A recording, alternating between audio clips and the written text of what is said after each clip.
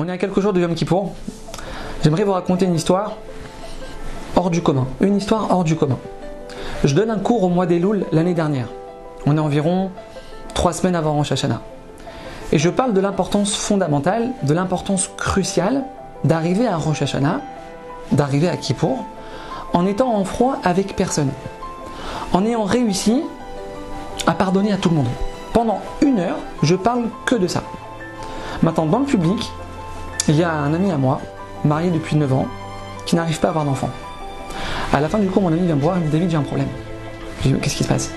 Il me dit « Tu sais, ma femme et ma soeur, elles sont en froid depuis des années. » Je lui dis « Oui, je sais. » Il me dit « David, j'ai un gros problème. Cette semaine, c'est la coupe de cheveux du fils de ma soeur. Son premier garçon après 4 filles. Et ma femme, elle veut pas y aller. Et non seulement elle veut pas y aller, mais elle me dit « Si tu y vas, si tu y vas, ça va faire des gros problèmes entre nous. » Il me dit « David, je fais comment? Je fais comment avec ma soeur? Je fais comment avec ce problème? » Il me dit « David, je t'en supplie, essaie de lui parler. » Je prends mon téléphone, je l'appelle. Pendant 20 minutes, j'essaye de la convaincre de partir à la coupe de cheveux. Maintenant, moi je sais que la femme de mon ami, je connais l'histoire entre elle et la belle-sœur, elle n'a rien à se reprocher. Je sais que c'est sa belle-sœur qui lui fait des crasses sans arrêt. Je vous passe les détails.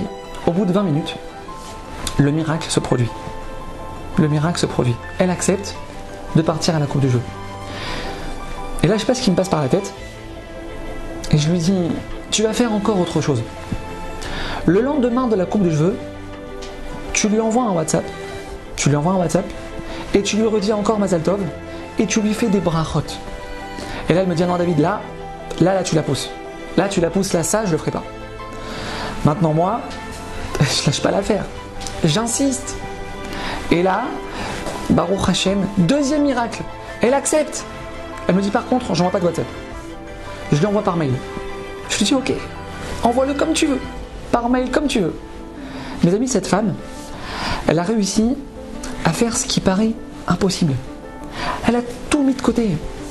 Elle a mis ses ressentiments envers sa belle-sœur de côté. Elle a tout mis de côté. Elle est partie à la coupe de cheveux.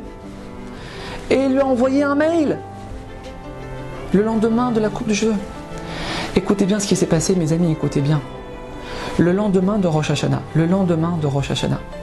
Mon ami, il m'appelle en pleurs. Il me dit, David, ma femme, elle est enceinte. Maintenant, moi, je suis au téléphone. J'arrive pas à croire ce que j'entends. J'arrive même pas à parler. Ça fait 9 ans qu'ils attendent un enfant. 9 ans qu'ils attendent un enfant. La semaine où elle pardonne, elle tombe enceinte. Après 9 ans d'attente. Sans aucun traitement. Il me dit, David, mais ça, c'est pas le plus grand miracle.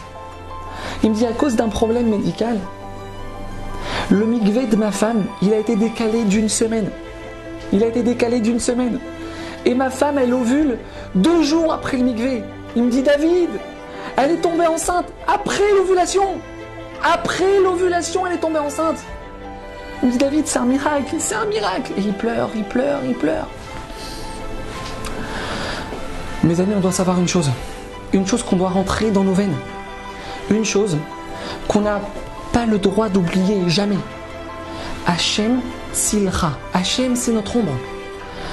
Hachem, il se comporte avec nous comme on se comporte avec l'autre. Mes amis, on doit être sûr d'une chose. On est capable, chacun d'entre nous, de se créer son propre miracle. Tu fais quelque chose de surnaturel pour toi. Tu repousses tes limites. Tu agis contre la logique. Et ben moi aussi, je vais faire du surnaturel avec toi. Parce que c'est toi en bas qui fixe comment je me comporte avec toi. Mes amis, le miracle, il est entre nos mains. À bientôt.